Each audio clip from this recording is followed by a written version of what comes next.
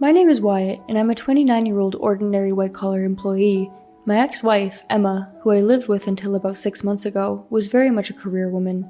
We hit it off on a blind date 3 years ago and got married after just a year and a half of dating. However, just 6 months after we got married, Emma had to go on an extended business trip abroad. As a couple, we were living apart from each other. For about a year, we were only able to see each other in person twice, once during summer vacation and again during the New Year break. Otherwise, we only communicated through video calls or emails. I'm sorry for putting you, Wyatt, through all that trouble. It's okay. It's difficult to say no to work demands. But we were just talking about having a baby soon. We can have kids whenever you come back, Emma. Don't worry about me, just focus on your work. To be selected as a leader of an overseas project in your 20s, that's quite an honor. Yeah, I know. The assignment is for a year, so I'll do my best before the term ends. Living apart from my dear wife, especially as newlyweds, was very lonely and painful, but I believe that enduring those long days is a testament to my love for Emma. For a year, I endured desperately lonely nights without uttering a single complaint. Emma attended to my needs, calling me every day via video calls. Emma took care of me like that and told me about her day and stories about the people she met abroad. However, even during those days filled with kindness and care from my wife, there was one thing that didn't quite make sense to me. No matter how many times I asked, Emma wouldn't tell me the address of where she was staying. Isn't it about time you start missing some American food? I'll get some for you and ship it over. I'm fine. You can find American food everywhere over here too. Well, I'll send you a letter then, like how we used to talk when we first started dating. But we have email now. Besides, I've been so busy lately that I don't have time to write letters. What kind of place is your apartment like, Emma? Take a picture and send it to me. I'm interested in the way foreign buildings look. As much as I'd like to do that for you, I can't since my phone camera is broken. I felt a bit uneasy with Emma's attitude of keeping the address of her stay abroad a secret, but at the time I didn't pursue the matter further, and the truth remained hidden. But a year later, about a month before Emma was supposed to come back from overseas, I came to know the truth in quite a surprising way. Sorry for disturbing you so late at night. Your wife has been arrested for assault. What? What? There must be some kind of mistake. My wife's been abroad for a year. Abroad?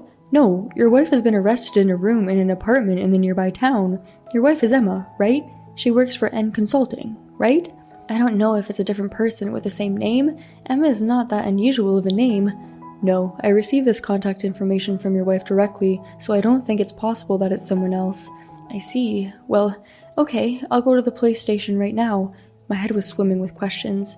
Why is Emma, who is supposed to be abroad on a business assignment, back in the States? And why Emma, who wouldn't harm a fly, commit such a serious crime as assault? There's so much that I don't understand. An hour after the police call, I arrived at the police station about 24 miles from my home. By the time I arrived, Emma's interrogation had already finished. The officer in charge and another official were waiting drearily for my arrival. The other party in the dispute did not suffer any serious injuries. It seems like the man on the other side of the argument was also at fault. This time, we'll only give a warning to both parties. Don't let this happen in the future. Please give your wife a good talking to. Yes, my wife has given me quite a headache. I said this as I stared at Emma's face. Emma averted her gaze from me with a clearly agitated face. From the looks of it, it's clear that Emma was hiding something serious from me. In the car and on the way home, I questioned Emma. I thought you were on a business assignment abroad.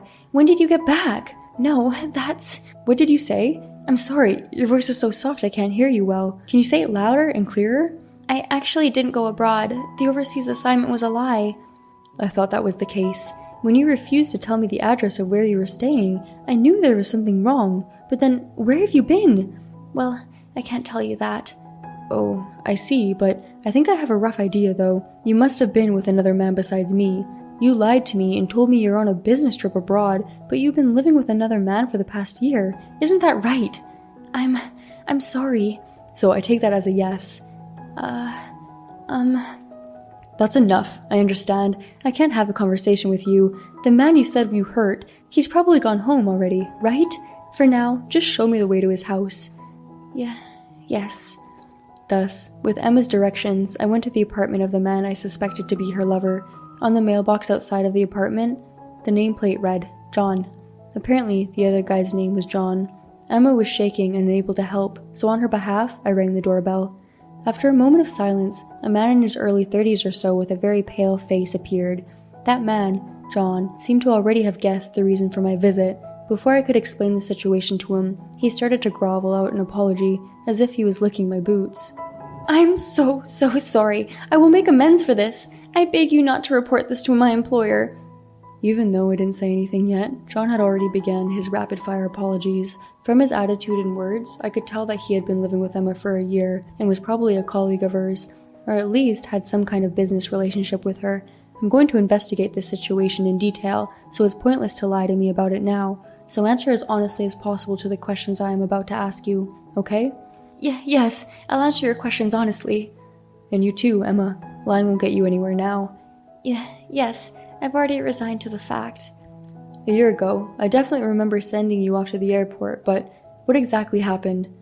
Actually, after I said goodbye to you, I promised to meet up with John at the airport, and we went on an overseas trip together. Traveling, not for work. Well, I was the only one who had a job overseas, but it was only for a week. During that time, she took a long vacation and accompanied me.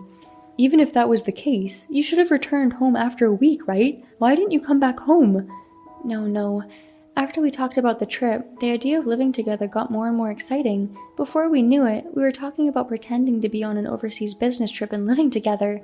Is that how you made me feel so lonely for a whole year, just because of a spur-of-the-moment thing? Well, I video called you every day. I've also replied to all your emails. We've been communicating reasonably well, so I thought everything was normal. You've got to be kidding me. We're still newlyweds after all. That's why I'm apologizing. I told you honestly about the infidelity and cohabitation, so please forgive me. I never said I would forgive you just because you were honest. I will report this matter to your workplace and consult a lawyer and settle this in court. No, if you do that, I'd get fired. Isn't that what you deserve? Don't you think what you did was dastardly? It's your fault, John. It's because you flirt with other women. You're misunderstanding the situation. I'm not flirting with other women. In fact, I've never even considered cheating on you, for goodness sake. Oh, shut up. It's your fault for acting so strangely. What? You're getting so worked up over such a trivial thing. It's your fault that you caused such a commotion that the neighbors called the police on us. So, it wasn't because of what you did to me, you violent jerk. You're the worst. It was just a little slap on the hand. What's the big deal? I mean, you're the one who put out your hand first. I didn't know you were such a foolish woman, Emma. I don't care anymore. Let's just get a divorce. After this, I'm going to report this to your workplace, Emma, and let them deal with the matter. I quickly moved out of the apartment where I'd previously lived with my wife. I proceeded to discuss my divorce with Emma through my attorney. As a result, Emma and John were fired from their company. The main reason was not the exposure of their affair, but the fact that they were using company expenses to stay at a hotel together overseas. The address Emma reported to the company and her actual address of residence, among other issues, were also problems. The two of them broke up shortly thereafter, citing a personality mismatch or some other reason. In the end, all that was left for Emma and John to do was to pay the alimony owed to me. They owed me each about $38,000. Half a year has passed since then. As time goes by, my heart is healing little by little. The fact that she and I lived apart for a long time also helped me to see things more objectively. I think it worked out rather well. The years I wasted with Emma will never come back, but maybe it's also time for me to look forward and take a step towards starting a new life. I've begun to think such thoughts lately.